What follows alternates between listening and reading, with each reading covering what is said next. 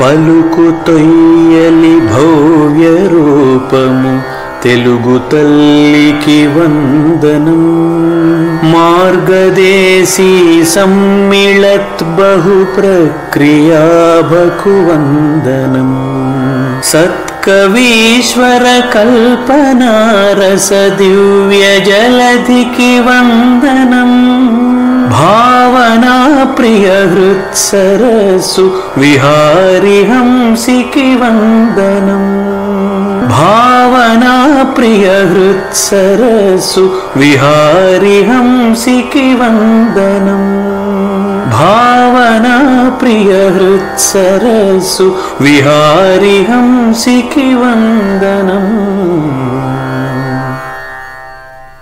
మల్లిక గారు గురువుగారి తీరం చేరిన అలలపైన అలలు పుస్తకాన్ని సమీక్ష చేయడానికి రావాల్సిందిగా కోరుతున్నాం.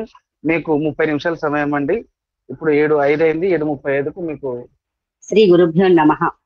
సభాయే నమః. భావనా ప్రియ సాహితీ వేదిక 254వ శనివారపు సాహిత్యపు కార్యక్రమంలో నేను నవరస కవి చక్రవర్తి ప్రసంగ ప్రవీణ విమాన్ నల్లాన్ చక్రవర్తుల శ్రీరామ చక్రవర్తి గారి అంటే మన గురువు గారి విరచిత గల్పికల కల్పికల సమాహారమైన తీరం చేరని అలలు పుస్తకాన్ని సమీక్షించబోతున్నానండి. గురువు గారిని పరిచయం చేయడం ముఖ్యంగా మన బృందానికి అంటే ఆకాశంలో దేదీప్యమానంగా 1000 వెలుగులతో 1000 కిరణాలతో ప్రకాశిస్తున్న సూర్యుడికి ఒక దివిటి చూపించి అదుగో అదుగో సూర్యుడు అదుగో అదుగో అని చెప్పినట్టే కదా. అయితే ఇంతవరకు నాకు ఇదివరకు తెలియనివి మన కేఎల్ నారాయణ గారు గురువు గారు మిత్రుడైన నారాయణ గారు వ్యాసంలో గురువు గారి గురించి పంచుకున్న కొన్ని కొత్త విషయాలు ఒకటో రెండో ఈ సందర్భంగా మీతో నేను పంచుకుందాం అనుకుంటున్నాను. గురువు గారు పువ్వు పుట్టగానే పరిమళిస్తుంది అన్నట్టుగా ఆయన కళాశాల రోజుల్లోనే ఆ కాలేజీ మ్యాగజైన్లకి తర్వాత బయట యోసా అనే ఒక కల్చరల్ ఒక సాంస్కృతిక సంస్థకి కూడా చాలా సాహిత్య సేవ చేసేవారట. తనకంట జూనియర్ పిల్లలకి వ్యాకరణం పాఠ్యాంశాలు బోధిస్తూ ఉండేవారట. నాటకాలు రచించి అభినయించి దర్శకత్వం వహించి నటింప చేస్తూ ఆ కాలేజీలో చాలా చక్కగా సారస్వత కళల్ని వెల్లివిరి చేశారట. ఆయన అదే ఆ కాలేజీ రోజుల్లోనే వారు ఒక శతకం రాశారు. అంటే ఆ రోజుల్లోనే గురువు గారికి సమాజంలో ఉన్న ఆశ్చర్యకరమైన విషయాల మీద ఒక స్పందన ఎక్కువగా ఉండేది. ఆ నిశిత దృష్టి వాటి మీద పడి వాటి మీద స్పందిస్తూ ఆయన ఒక ఏంటది శ్రద్ధతోడ వినుమ చక్రవర్తి అనే ఒక శతకాన్ని రాశారట. అయితే అది ఆ రోజుల్లో గనక ఆయన భద్రపరచుకోలేకపోయారు. మన లక్ష్మీనారాయణ మాస్టర్ గారి సెలవు వల్ల మనకి ఒక పద్యం దొరికింది ఆ శతకంలో. అది చదివి వినిపిస్తాను. మేనమామనైన వాని కొడుకునైనా కై కొనంగ నొప్పు కాంతకరయ్య వావి వరుసలెంత పట్టు తప్పెనకట శ్రద్ధతోడ వినుమ చక్రవర్తి అంటారు. ఇది చాలా ఆశ్చర్యకరమైన విషయమే. మనం రెగ్యులర్ గా ముఖ్యంగా ఆ మేనమావలకి ఆడపిల్లని ఇస్తారు. అలాగే ఆ మేనమావ కొడుకైన బావకు కూడా ఆడపిల్లనిచ్చి పెళ్లి చేస్తారు. అయితే ఇలాగా తండ్రి కొడుకులు ఇద్దరికి ఒక కన్యని వివాహం చేసుకునే అర్హత ఉండడాన్ని ఆయన వావి వరుసలు ఎంత పట్టు తప్పెనకట శ్రద్ధతోడ వినుమ చక్రవర్తి అని సమాజంలో అప్పుడున్న అది ఒక విపరీత ధోరణిగా ఆయన కనిపించి అప్పట్లోనే ఆయన సమాజాన్ని ప్రశ్నించడం అన్నది మొదలు పెట్టారు. తర్వాత ఇంచుమించుగా 25 ప్రక్రియలు, అన్ని ప్రక్రియల్లోనే ఏదో నేర్చుకున్నానంటే నేర్చుకున్నాను, పద్యం రాశానంటే రాశాను, హైకు రాశానంటే రాశాను, నాని రాశాను, అలా కాదు. అన్ని పద్యాలు అన్ని ప్రక్రియల్లో కూడా భావుకత, బిగింపు, కవితాత్మ అన్నిటినీ చొప్పిస్తూ భాష మీద వారికి ఉన్న పట్టు వల్ల చాలా చక్కటి కవితా వ్యవసాయాన్ని గురువు గారు చేసి పలుకు తొయ్యలకి నందనవనంలో చక్కటి సాహిత్య సుమాల్ని పూయించారు. అంతటితో ఆగకుండా అదే అక్షర వ్యవసాయాన్ని తన శిష్యుల చేత నిరంతరం చేయిస్తూ వారి చేత కూడా సాహితీత కళామత పలుకు తొయ్యలకి సాహితీ పుష్పాలను సమర్పింప చేసే నిత్యహాలికుడు ఆయన అని ఆ మనం చెప్పుకోవడంతో నిజం. అది మనందరికి అనుభవైక వైద్యమే ఆయనలో ఆ తత్వం. అది గురువు గారి గురించి మనం మొదట చెప్పుకున్న ఒక 2 విషయాలు. అంతకు ముందు ఆయన ఆ విజయవాడ ఆకాశవాణిలో అనౌన్సర్ గా ఒక 2 ఏళ్ళు పనిచేశారు. అది కూడా మనం చెప్పుకుంటున్నాం. ఇక 8 కల్పికలు 45 గల్పికలు రచించారు ఈ పుస్తకంలో. అయితే కల్పికలు అంటే ఏమిటి, గల్పికలు అంటే ఏమిటి? కల్పికలు అంటే ఒక చిన్న సంఘటన. ఇది ఈ కల్పికలు అన్నది గురువు గారి సృష్టి. ఈ ప్రక్రియ కల్పిక అన్న ప్రక్రియ గురువు గారి సృష్టి. వారు ఏంటంటే ఒక సంఘటనతో ఒక కథ మొత్తాన్ని, అంటే ఒక విత్తనంలో ఒక మహావృక్షాన్ని ఎలా ఇమిడిచి భగవంతుడు సృష్టించాడో అదే రకంగా ఒకే ఒక సంఘటనతో మొత్తం ఒక పెద్ద నవలగా రాసుకోదగినంత విషయాన్ని ఇమిడ్చి ఒక కల్పిక అనే రూపంలోని ఆయన మనకు అందించారు. అయితే ఇంత చిన్న సంఘటనలో కూడా ఆయన ఎప్పుడు తన భావుకతని గాని కవితాత్మని గాని ఎక్కడ వదలలేదు. ఇప్పుడు ఈ కల్పిక ఒకే సంఘటనలో ఇంత గొప్ప విషయాన్ని ఒక నవలగా మలుచుకోదగ్గంత పెద్ద విషయాన్ని కల్పికలో ఇమిడ్చి ఒక సంఘటనలో మనకు అందించారు అని చెప్తున్నాం కదా. అది ఎలా ఉంటుందంటే అది ఒక కత్తి మీద సామే కదండి. అంత పెద్ద విషయాన్ని ఒక చిన్న టాబ్లెట్, ఒక క్యాప్సూల్లో మనకు అందించడం అంటే ఒక కత్తి మీద సామే. అలాంటి కత్తి మీద సాముని ఆయన నల్లేరు మీద బండి నడకలాగా చక్కగా సాగించుతూ ఒక 8 కల్పికల్ని ఈ పుస్తకంలో మనకు అందించారు. ఇంకా రాశారు కానీ అవి అలభ్యమైనాయంట. మచ్చుకు ఒక్కటే ఒక కవిత, ఒక కల్పిక మీకు చదివి వినిపిస్తాను. బెడ్రూమ్ లో కనువిప్పు ఈ కల్పిక పేరు. బెడ్రూమ్ లో ప్రవేశించిన సత్యమూర్తి భార్యను చూశాడు. నిరంజన అటు తిరిగి పడుకుంది. దిగులుతో ఉండి ఉంటుంది అనుకున్నాడు. నిజానికి తనకు ఒక మథనం ఉంది. నెమ్మదిగా నిరంజనను చేరి ఆమెపై చేయి వేశాడు. బుగ్గలు నిమిరాడు. అశ్రువులు తగిలాయి. మీరు నన్ను క్షమించు, నా కోరికలు తప్పే. ఇంకా మీ అమ్మా నాన్నలను అవి ఇవి అడగను. వాళ్ళ అప్పులు తీర్చడంలో ఇక నుండి మనము సాయం చేద్దాం నెమ్మదిగా అన్నాడు. నిరంజన తిరిగింది. ఇక్కడ గురువు గారు వాడిన భాష చూడండి. ఆమె కళ్ళలో వెన్నెలు విరిసింది. ఆ వెన్నెలలో ఇద్దరు తడిసి ముద్దయ్యారు. అంటే ఇలాంటి ఒక చిన్న సంఘటన రాసినప్పుడు ఈ కవిత్వం ఇక్కడ రాయవలసిన భావుకత చూపించవలసిన అవసరం అయితే లేదు. కానీ అది గురువు గారి స్టాంప్. అది ఒక వ్యంజకమైన, నాణ్య అయినా, హైకు అయినా, పద్యమైనా, వచన కవిత్వమైన భావుకత, కవితాత్మ, బిగింపు ఉండి తీరాలి అని మనకి ఎలా చెప్తారో ఆయన అది ఆచరించి చూపిస్తారు. ఇది ఆవిడ సంతోషించింది, ఆ సంతోషం ఆయనతో పంచుకుంది అని ఒక్క మాటతో అయిపోయేదానికి ఆమె కళ్ళలో వెన్నెలు విరిసింది. ఆ వెన్నెలలో ఇద్దరు తడిసి ముద్దయ్యారు అంటూ ముగింపిస్తారు. ఈ చిన్న సంఘటన వల్ల ఈ కథ మొత్తం మనకి అవగతం అయిపోతుందండి. అంటే ఒక పెద్ద నవలగా కూడా దీనికి ఒక 20 అధ్యాయాలు ఉన్న నవలగా ఒక చేయి తిరిగిన రాయగలిగిన రచయిత అయితే గురువుగారే రాయగలరు. ఒక చేయి తిరిగిన రాయగలిగిన రచయిత అక్కర్లేదు. అంత పెద్ద విషయాన్ని, అంటే ఆ భార్య భర్తలు ఇద్దరు, అతనికి పెళ్ళయింది, కష్టపడి అప్పులు చేసి తల్లిదండ్రులు ఆమెకు పెళ్లి చేశారు. అయినా సరే అతను గొంతమ్మ కోరికలతో అత్త మమ్మల్ని వేధిస్తున్నాడు. అది ఆ అమ్మాయికి ఇష్టం లేదు, బాధపడుతోంది. ఏదో ఒక సంఘటన వల్ల అతనికి కనువిప్పు కలిగి పశ్చాత్తాపడ్డాడు. భార్యని అపరాధ భావంతో భార్యని క్షమాపణ అడిగాడు. ఇంకా మీటికి నేను మీ అమ్మానాలని అడగనని చెప్పాడు. వాళ్ళ అప్పుడు తీయడంలో మనం సహాయం చేద్దామన్నాడు. కథ సుఖాంతం. ఇంత చిన్న ఈ కథని ఒక కథానికగాను చెప్పుకోవచ్చు, కథగాను చెప్పుకోవచ్చు, ఒక పెద్ద నవలగా కూడా మలచవచ్చు. అంత పెద్ద విషయాన్ని ఒక చిన్న కల్పికలో ఇమిట్ చేద్దానికి ఇదొక మచ్చుతునికగా నేను చెప్పానండి. ఇక గల్పికలు అంటే మనం మినీ కథ అని స్థూలంగా చెప్పుకోవచ్చు.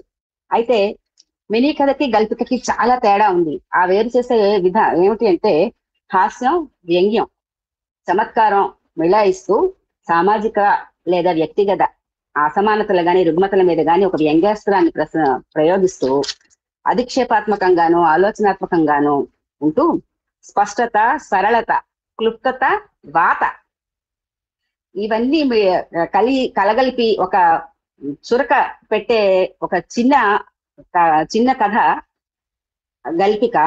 మినీ కథ అనే పేరు నుంచి తనకంటూ ఒక విశిష్ట స్థానాన్ని కల్పించుకుంది. ఈ చక్రవర్తి గురువు గారు ఈ కథలో ఈ పుస్తకంలో ఇంచుమించుగా 45 గల్పికల్ని రచించి మనకు అందించారండి. ఇందులో చాలా వరకు సామాజిక అసమానతల్ని అవకతవకల్ని ఎత్తి చూపిస్తూ సంధించిన వ్యంగ్యాస్త్రాలే. తీరం చెరని అలలు అని ఈ పుస్తకానికి పేరు పెట్టడంలో కూడా నేను చాలా సముచితంగా ఉందంటాను. ఎందుకంటే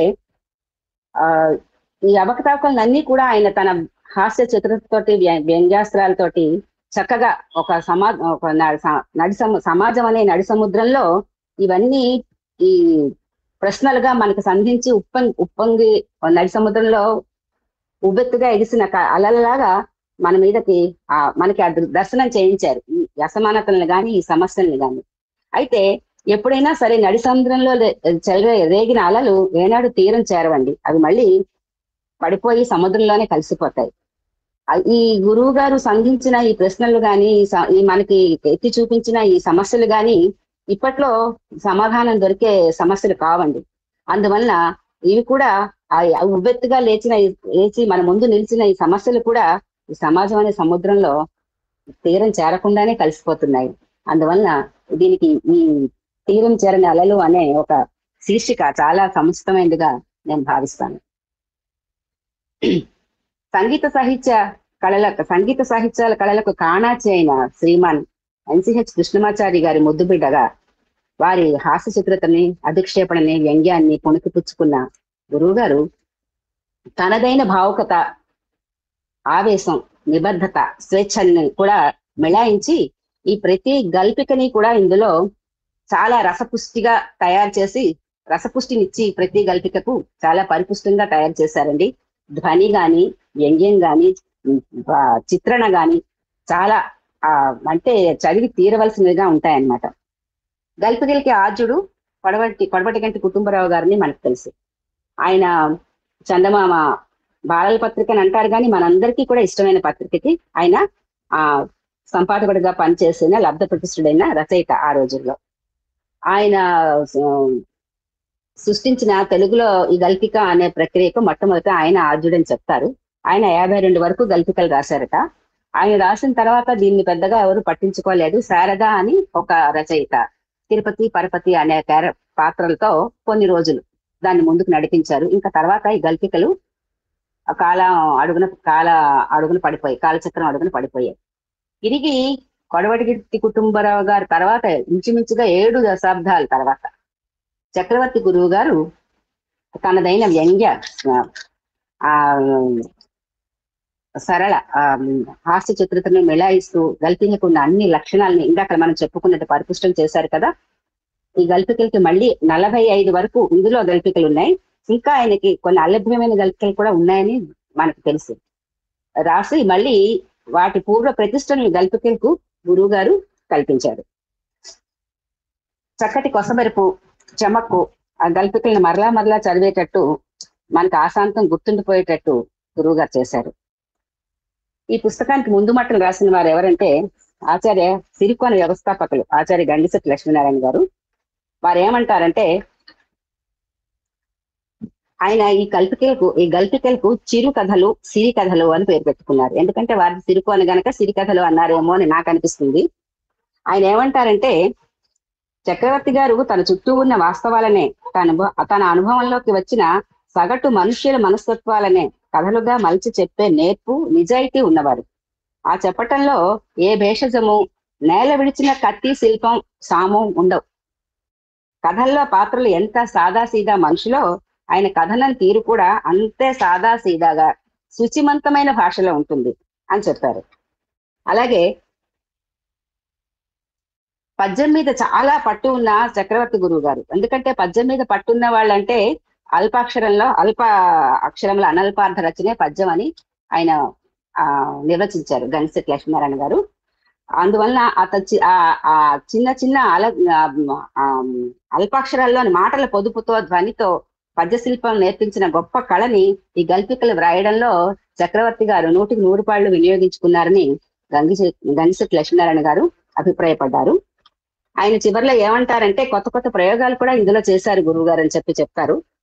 కథ అంటే వాస్తవికత, కథ అంటే మనస్తాత్వికత, దాని క్యాప్సూల్ రూపమే ఈ గల్పిక, శక్తివర్ధకమైన ఈ క్యాప్సూల్స్ రూపమే ఈ సంపుటి అని ఆయన ఈ గల్పికకు ముక్తాయింపు ఇచ్చారు. అయితే దురదృష్టవశాత్తు ఈ ముందు మాట రాసిన అనతి కాలంలోనే వారు పరమపద సాహిత్యాన్ని పొందడం అన్నది ఒక అత్యంత విచారకరమైన విషయం. రెండవ మున్నుడి అందించిన మన వ్యవస్థాపకురాలు, మన భావనా ప్రియ సాహితీ వేదిక వ్యవస్థాపకురాలు శ్రీమతి పాలపర్తి హబీల కుసుమించిన కథాలతికలు అంటూ ఏమని చెప్తోందంటే, కవిత్వాన్ని ప్రకటించే ప్రక్రియ ఏదైనా సరే గురువు గారిది ఒక ప్రత్యేకమైన శైలి. సాధన మూలంగా భాష, పాండిత్యం, రచనా వైఖరి ఇత్యాదులు అలవడినా రచన జీవాన్ని సంతరించుకోవాలంటే రచయిత అంతరంగం సౌందర్యాత్మకం కావాలి. సహజత్వం లేకుండా తెచ్చిపెట్టుకున్న నటనలు రచనల్లో జీవాన్ని పోయలేవు. ఆ కోణం నుంచి దర్శించినప్పుడు గురువుగారి రచనల్లో వారి వ్యక్తిత్వం తళుక్కున మెరుస్తుంది అని చెప్తూ, ఆయన ఏదైనా సరే ఆచరించి చూపే ఒక మార్గదర్శకుడు అన్నట్టు ఆమె చెప్తారు. ఎందుకంటే రాష్ట్ర విభజన వేళ తెలంగాణ గురుకుల పాఠశాలలో ఆయన పనిచేస్తూ ఉండేవారు. అప్పుడు ప్రభుత్వం ఇచ్చిన ఆప్షన్, సొంత రాష్ట్రానికి తిరిగి వెళ్ళిపోయే ఆప్షన్ ని ఆయన వినియోగించుకోలేదు. ఎందుకు?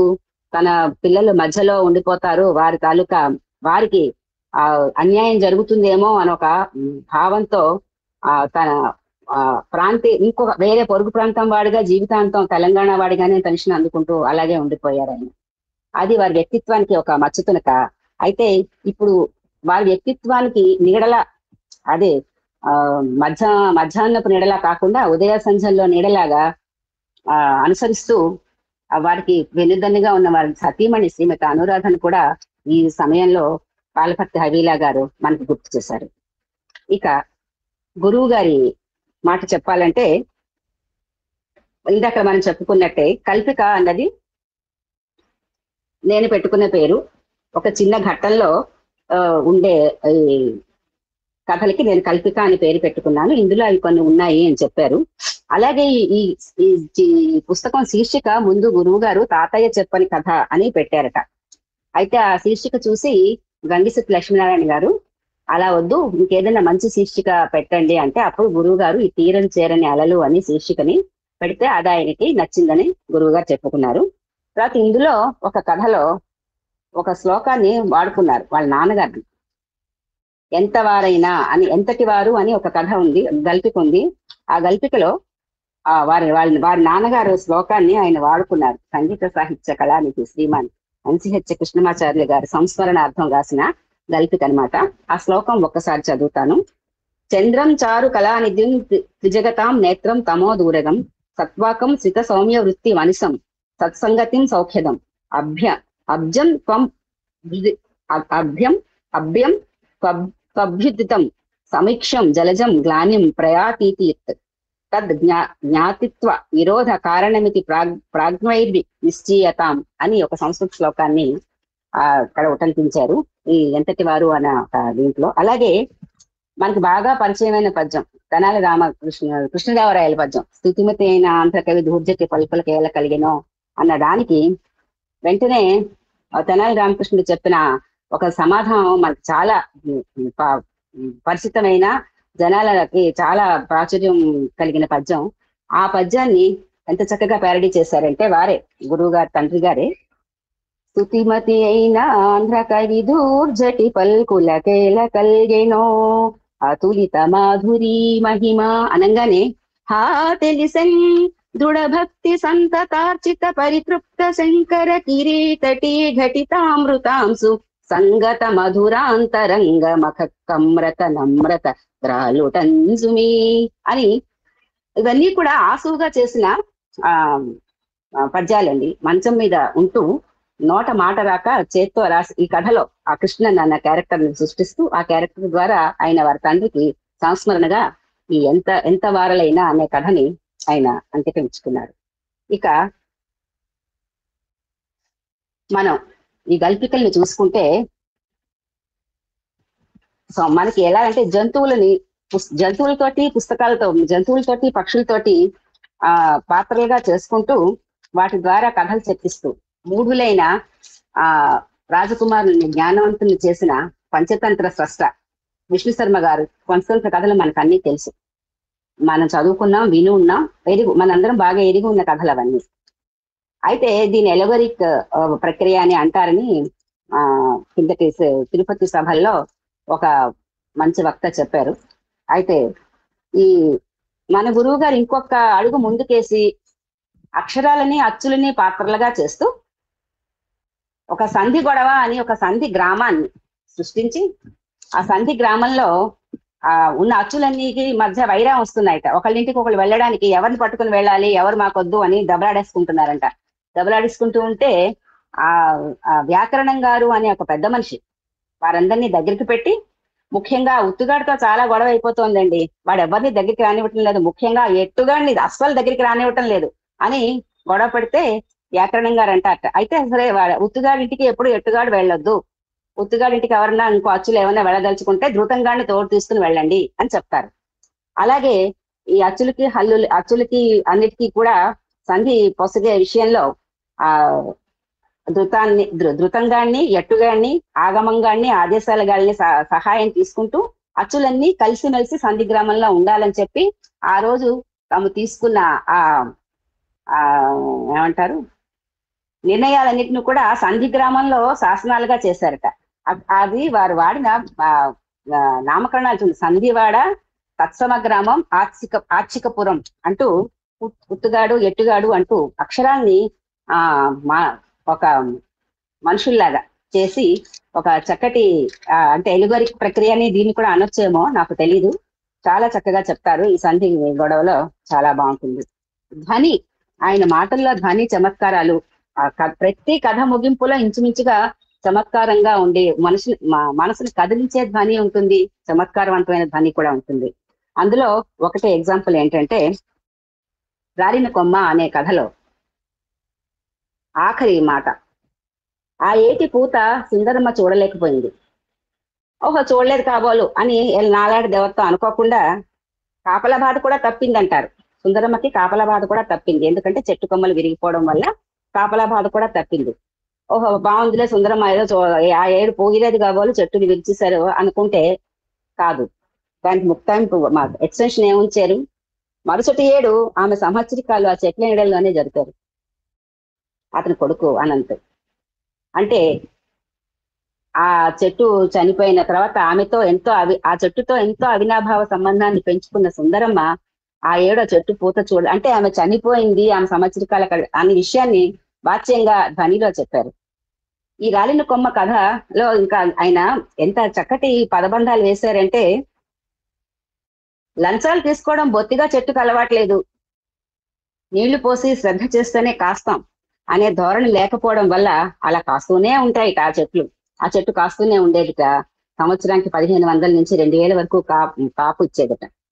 అది ఏదన్నా పని చేయాలంటే అయితే నాకేంటి అనే ఒక సగటు మానవ మనస్తత్వానికి ఎంత వ్యంగ్యాస్త్రాన్ని చక్కగా సంధించి చెప్పారు చూడండి. అలాగే ఈ కథ విన్నాక, ఈ రాలిన కొమ్మ కథ చదివాక నేను ఏనాడో ఒకసారి ఈనాడు ఆదివారం పత్రికలో చదివిన ఒక కథ చిన్నది గుర్తొచ్చింది. అదేంటంటే ఒక వృద్ధురాలంటే నడివేసి స్త్రీ ఒక చక్కటి ఇంట్లో ఎలాంటి హాయిగా నీట్ గా ఉంటుంది ఇల్లంతా, ఆ హాల్లో కూర్చుంటుంది, నిస్తేజంగా కూర్చుని ఉంటుంది.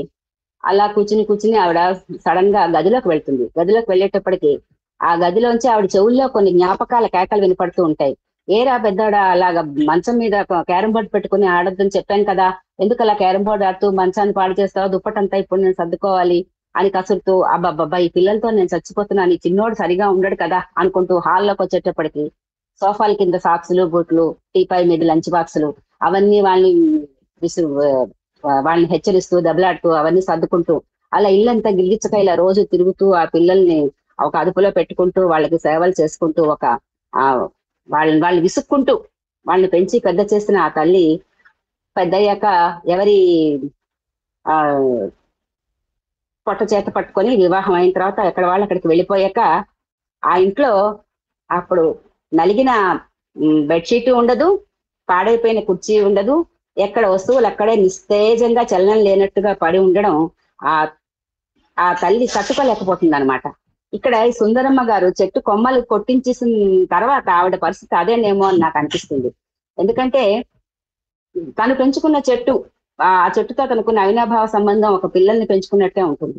అలా కాకుండా ఆ చెట్టు మీద పక్క వాళ్ళు పెట్టే గొడవలు, ఆ చెట్టు కాపలా కాస్తూ తల్లి చాలా బాధపడుతూ ఆరోగ్యం పాడు చేసుకుంటోంది అనే ఒక ఆ అభిప్రాయంతో, ఒక కంసంతో కొడుకు ఆ పక్క వాళ్ళ వైపుకు విస్తరించిన కొమ్మలు కొట్టేసినప్పుడు ఆమె హృదయం కూడా అంతే నిస్తేజంగా బాధపడి చివరికి ఆవిడకి మనోవ్యాధ కలిగి మరణానికి దారితీసిందేమో అని నాకు అనిపిస్తుంది.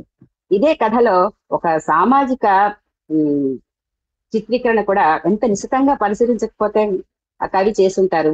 ఆ చెట్టు కొమ్మలు మా ఇంటి మీద పడి మా ఓడ పాడైపోతోంది, విరిగిపోయి పడిపోతాయి, ఆకులు మా ఇళ్లలో పడిపోతున్నాయని గోల పెట్టి ఆవిడ మీదకి తగుకొచ్చిన వాళ్ళే, ఆ చెట్టు కాయల్ని కోసుకు తింటున్న వాళ్ళే, ఆవిడ దెబ్బలాడుతున్న వాళ్ళే అయ్యో మీకు ఇబ్బంది లేకుండా మేము చెట్టు కొమ్మలు కొట్టించిస్తాంలేండి అని చెప్పినప్పుడు అయ్యయ్యో ఎందుకు బాబు ఉండివ్వండి అనుకుంటూ వస్తారట. అంటే ఒక మానవ బలహీనతలని, ఒక పాత్రల స్వభావాలని ఎంత నిశితంగా ఎంత దగ్గరగా పరిశీలించకపోతే గురువు గారు ఇలాంటి కథ రాయగలుగుతారు, కల్పిక రాయగలుగుతారు, అది ఇంత చిన్న దీంట్లో. అలాగే ఇంకొకటి చేదు కాఫీ. ఈ చేదు కాఫీ కథ చదివితే నాకేమనిపిస్తుందంటే ఇంజనీరింగ్ అంటే ఈనాడు కళాశాలల్లో కానీ యూనివర్సిటీల్లో కానీ ఇంజనీరింగ్ కి సంబంధించిన తప్ప చాలా చాలా శాఖలన్నీ కూడా తీసేశారండి. అంటే ఇంజనీరింగే ఒక చదువు, అది ఇంజనీరింగ్ చదివి డబ్బులు సంపాదిస్తేనే వాడు మనిషి అన్న ఒక ధోరణి ఎంతలాగా సమాజంలో అల్లుకుపోయిందంటే, ఒక సగటు గృహిణి చెప్పాలంటే ఆవిడకి తన భర్తని సంకుచితపరుచుకునే గుణం ఏమీ ఉండదు. తన సాటి తెలుగు లెక్చరర్ కదా అని చెప్పి అతను చూడడానికి మన రచయిత వెళితే ఆ ఇంట్లో ఈవిడ ముందు చాలా మర్యాదలు చేస్తుంది ఆ గృహిణి. అన్ని చేశాక కాఫీ ఇస్తుంది, చాలా చక్కగా ఉంటుంది, అద్భుతంగా తాగుతూ ఉంటే ఇంటి నిండా పుస్తకాలండి, నాకు అసహ్యం తెలుగు ఇదంతా చూస్తూ ఉంటే అని ఆవిడ మాట్లాడేస్తూ ఉంటుంది, లడలడలడమని మాట్లాడేసి మీరు ఇంజనీరేనా బాబు అని అడుగుతుంది అనమాట. ఆయన కాదు అని భయంగా బిక్కుగా తెలుగు వాడిని, నేను తెలుగుకి సంబంధించిన వాడిని అనగానే ఆహా ఆహా అన్న విరుపు, ఆ ఎక్స్ప్రెషన్ చదివి తీరాలండి. అప్పుడు ఆయనకి నోట్లో పెట్టుకున్న అంత కమ్మటి కాఫీ కూడా చేదుగా అయిపోతుందట. ఎంత గొప్ప ఎక్స్ప్రెషన్. ఈనాటి విద్యా వ్యవస్థ మీద సమాజంలోని ఒక ధోరణి, అయితే ఇంజనీరు లేకపోతే మెడిసిన్ తప్పితే ఇంకోటి చదువు కాదన్నట్టు భాష మీద చూపిస్తున్న చిన్న చూపు, ముఖ్యంగా తెలుగు భాష మీద చూపిస్తున్న చిన్న చూపు ఎంత బాగా ధ్వన్యాత్మకంగా ఈ రెండు గల్పికల్లోని గురువు గారు వ్యక్తం చేస్తారు. అలాగే చాలా కొత్త పదాలు కూడా ఈయన చాలా చాలా సృష్టి చేశారండి. ఇక్కడ ఇది ఇంతే అని ఒక గల్పిక ఉంది. ఆ గల్పికలో ఏంటంటే బడ్జెట్లు కేంద్రంలో కానీ రాష్ట్రంలో కానీ బడ్జెట్ అన్నది కేటాయించిన తర్వాత అది చాలా వస్తుంది, మనకి న్యూస్ లో వస్తూ ఉంటుంది. కానీ ఆ నిధులు ఎంతవరకు ఆ సంబంధిత శాఖలకు అందాయి అన్నది ఎవరు మనకి చెప్పరు. అథవా అది అందినా కూడా నలిచి నల్లవాడు చిన్నవాడు అయిపోయాడు అన్నట్టు చేతులు మారి అసలు అది ఖర్చు పెట్టవలసిన వ్యక్తి ఆ శాఖకు వచ్చేటప్పటికి అది దాని పరిస్థితి ఏమిటి అన్నది చాలా చక్కగా పిల్లల మధ్యాహ్న భోజన పథకాన్ని ఒక సబ్జెక్ట్ గా తీసుకొని గురువు గారు వర్ణిస్తారు. ఇందులోనే ముష్టిలో ముష్టి వీరముష్టి అన్నది మనం విన్నాం. కానీ గురువు గారు ప్రయోగం చేసిన పదం ఏమిటంటే వివ్వీర ముష్టి. ఎవరు సృష్టించకపోతే భాష ఎలా పుడుతుంది అని పింగళ నాగేంద్ర గారు చెప్పినట్టు అన్ని చేతులు మారి చివరికి వచ్చేటప్పటికి ఆ బడ్జెట్ ఆ నిధి సగటు రావాల్సిన వ్యక్తి చేతిలోకి ఎంత వీరముష్టి కింద తయారైపోతుందో, ఆ స్కూలు యజమానులకు కానీ స్కూల్ హెడ్ మాస్టర్లకు కానీ ఏ అవసరాలు వచ్చినా ఈ విధిలోంచే డబ్బులు ఎలా వెళ్ళిపోతూ ఉంటాయో అవి ముష్టిలో ముష్టి వీరముష్టి వివ్వీరముష్టి. ఇది ఒక కొత్త పదం. అలాగే వాద్యనుడు అంటారు. ఆ వాద్యనుడు అనగానే నాకు చందమామలోనే వసుంధర గారు రాసిన కథలు గుర్తొస్తాయి. ఏంటంటే బట్టలు నేసేవాడిని ఆయన వివరుడు అంటారు. అలాగే క్షురకుణ్ణి బర్బరుడు అంటాడు.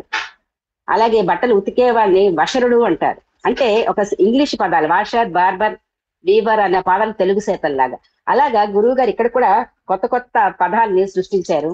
అలాగే గుష్య పద్యం, అగి వెతిటది, అగి వెతిటల తేది, అలాగే ఇంకా ఫినిష్ ఆ రోజు అన్న కథల్లోని ఆయనకి డిటెక్టివ్ కథల మీద ఉన్న అభిరుచి, అభివ్యక్తి చాలా బాగా ఒక ఉత్కంఠభరితమైన కథానికతో చక్కగా కథనంతో చాలా చక్కగా ఆవిష్కరిస్తారు.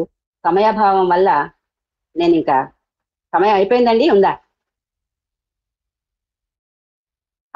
సమయాభావం వల్ల నేను ఇంతకంటే చెప్పలేకపోతున్నాను. ఆ ఫినిష్ అన్న కథ నీకు చిన్నది చెప్తాను. అదేంటంటే, ఒక స్త్రీ ఒక పురుషుడితో మాట్లాడుతుంది. మా ఆయన ఒక్కడే బయలుదేరి వచ్చాడు బ్యాంకుకి, తొందరగా ఫినిష్ చేసి అంటుంది. అలాగే బయలుదేరాడా అంటారు. మనకి ఏమనిపిస్తుంది ఆ భాష చూడగానే, ఇక్కడ ఏదో జరిగిపోతుంది బాబోయ్, ఈ స్త్రీ పురుషుల మధ్య ఏదో జరిగిపోతుంది అని మనం అనుకుంటాం. అదంతా అయిన తర్వాత సాయంత్రం అయ్యేటప్పటికి చూసావా మీ ఆయన, అవి చూసావా ఎంత తేలిగ్గా పని ఫినిష్ అయిపోయిందో, అనవసరంగా మనం అనుకున్నాం గాని అంటే నిజమే రాజు, నువ్వు ఉండబట్టే జరిగింది అని ఆ స్త్రీ చెప్తూ ఉంటుంది. ఇందుకే అక్కడ జరిగిన విషయం ఏంటంటే, ఈ నోట్లు క్యాన్సిల్ చేసినప్పుడు ఆమె భర్త దగ్గర ఒక 5 లక్షల రూపాయల వరకు పాత నోట్లు ఉండిపోతాయి. అది ఎవరికి తెలుసు, పోలీసులు గొడవ అది ఉండదు కదా, ఇన్ని రకాల మాటలు వస్తాయి అందులో. అవన్నీ విధంగానే అమ్మ ఇక్కడ ఏదో క్రైమ్ జరిగిపోతుందని మనం అనుకుంటాం. అంటే ఇది క్రైమే, కానీ ఆ లెవెల్లో, ఒక హత్య లెవెల్లో జరిగిపోతుంది. ఫినిష్ అంటేగానే మనకు అదే మాట వస్తుంది కదా అలా. కానీ ఆ నోట్లు ఆయన ఆ బ్యాంక్ మేనేజర్ సహాయంతో ఒక చక్కగా మార్చుకున్నారు అన్నట్టు. అలాగే ఆ రోజు అన్నది తన మొబైల్ ని కవిత కవిత కవిత అని చెప్తూ, మనకేమో ఆమె ఆ రచయిత తాలూకా ఒక భార్యనో లేకపోతే అతి సన్నిహితురాలుగానో మనకు అనిపిస్తూ ఉంటుంది. ఒక చక్కటి ఉత్కంఠభరితమైన కథాకథనంతో డిటెక్టివ్ సాహిత్యం పట్ల ఆయనకున్న అభిరుచిని మక్కువని కూడా ఇందులో గురువు గారు మనకు ప్రదర్శించారు. నిజంగా ఈ 45 కథలు గల్పికలు ప్లస్ 8 కల్పికలు చదివి తీరవలసినవండి. ఒక్కొక్కటి మనని ఎంతో ఎంతో ఆలోచింపజేస్తాయి. చక్కటి భావన శక్తిని కూడా మనకి ఇస్తాయి. ఇంత చక్కటి సమాహారాన్ని సమీక్షించే అవకాశాన్ని నాకు ఇచ్చినందుకు కార్యనిర్వాహక బృందానికి కృతజ్ఞతలు చెప్పుకుంటూ, అందరిని తప్పకుండా ఇవన్నీ మళ్ళీ మళ్ళీ చదివి వీటిని ఆస్వాదించండి అని కోరుకుంటూ స్వస్తి. ధన్యవాదాలు మేడం. గురువు గారి తీరం చేరని అలలు, నిజంగా ఇంకా ఆ విధంగా తీరం చేరని కవితలు, పద్యాలు ఇంకా ఎన్నున్నాయో వారు రాసినవి. ఇప్పుడు ఈ కల్పికలు మాత్రం తీరం చేరాయి, మనల్ని అందరినీ అలరించాయి. చాలా చక్కగా, ఎందుకంటే మాకు బృంద సభ్యులకు తెలియని విషయాలు కూడా చాలా విషయాలు మీరు ఈరోజు తెలియజేశారు. గురువు గారి వ్యక్తిగత జీవితానికి సంబంధించి, వారి బాల్యం నుంచి చాలా చక్కగా ఒక పద్ధతి ప్రకారం సమీక్ష చేసి, అందులో ఉండేటువంటి ఇంకా మంచి మంచి కథలు, అది కల్పికలను మీరు తీసుకొని వాటిని వివరించిన విధానం చాలా చాలా బాగుంది. లాస్ట్ చివరిగా ఆ ఫినిష్ అనే ఆ కల్పికతో ఫినిష్ చేశారు. చాలా చాలా చాలా ధన్యవాదాలు మేడం. చాలా చక్కగా మీరు సమీక్షించినందుకు మీకు చాలా ధన్యవాదాలు. పలుకు తొయ్యలి భవ్య రూపము తెలుగు తల్లికి వందనం. మార్గదేశీ సమ్మిళత్ బహు ప్రక్రియాభకు వందనం. సత్కవీశ్వర కల్పనారస దివ్య జలధికి వందనం. భావనా ప్రియ హృత్సరసు విహారి హంసికి వందనం. భావనా ప్రియ హృత్సరసు విహారి హంసికి వందనం. భావనా ప్రియ హృత్సరసు విహారి హంసికి వందనం.